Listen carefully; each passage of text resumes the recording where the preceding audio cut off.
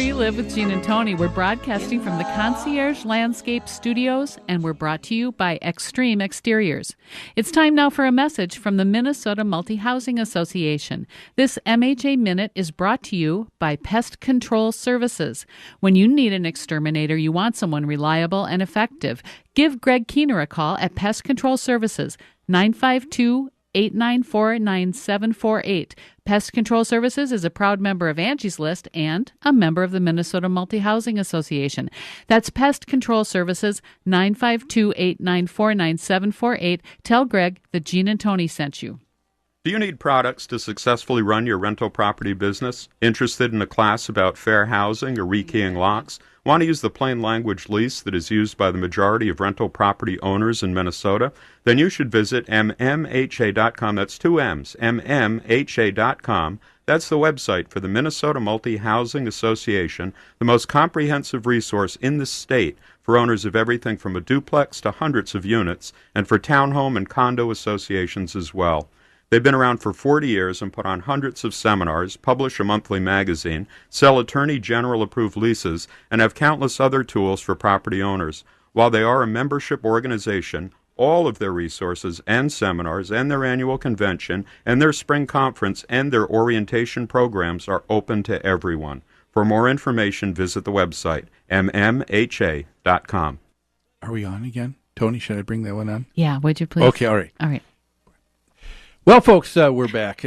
And our next story is coming out of Massachusetts, from Wareham, Massachusetts.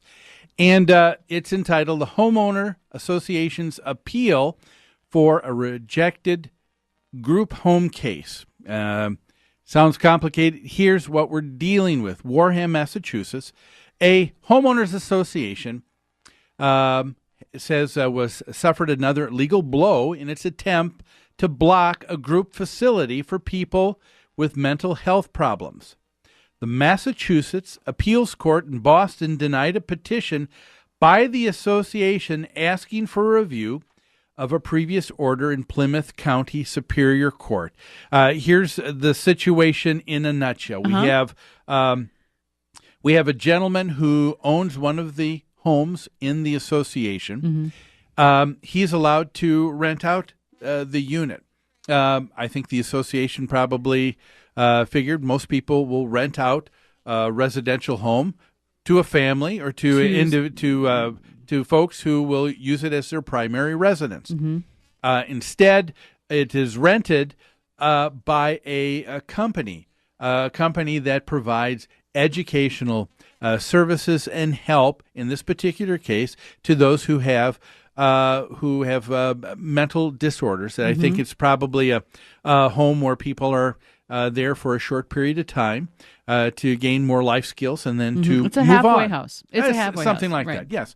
The problem is the association says, wait a minute, this is a homeowners association.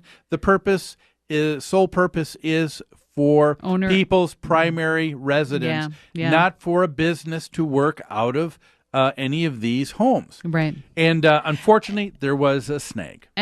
By the way, that's a very common restriction in a homeowners association, that you cannot operate a business out of the home. Yes, very, very much so.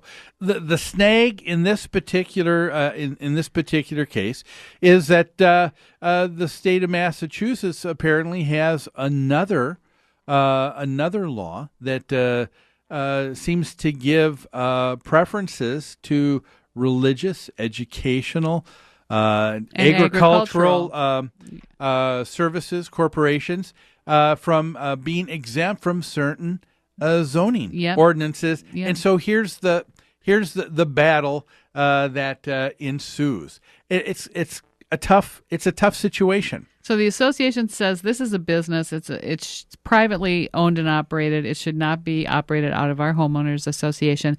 And the business that's providing this service, this halfway house, says, but we're an educational service, so we're exempt from zoning laws, and we're exempt from the homeowner association laws. Apparently, they're grouping those together because we're providing education to a group of people. Yeah. What's interesting in all of this, it seems like with this case, we have what has gone on is the association has dealt with this service group and organization. This organization has dealt with the association. But who's been exempt in all of this? The guy who started it all, the owner of this particular home. The landlord is not in trouble here? No, we'll have. This is the first rental story I've ever heard of where the landlord was not the one in trouble. Could it be true? I don't think it. Maybe that will change. But anyway, folks, this is basically, I think, the situation that we're dealing with. We're going to need to take a break here very shortly, and so we're going to have you hang on. We're going to create a little tension here. And when we come back, we're going to have one of the trustees of this homeowners association on the lines with us talk specifically about this case. And their viewpoint. Yeah, on the case. and find out what's going on. So this is something you don't want to miss. But before we go here, I'd like to just let our listeners know here, at the end of our first hour, we have a free gift for you. It is a bi-monthly newsletter, a free subscription. A lot of what we cover on the air is covered in further details, in articles, a great resource. Mm-hmm. We have over 18,000 subscribers to this newsletter. It's yours, too, free for the asking. Give us a call at 952-922-2500. Ask for Courtney. She'll make sure that you start receiving your copy. But folks, now don't go away. We've got a whole nother hour of Where You Live with Gene and Tony. And when we come back, we're going to talk with one of the trustees, board of directors with this homeowners association. That's only here on Where You Live with Gene and Tony on AM 1280, The Patriot.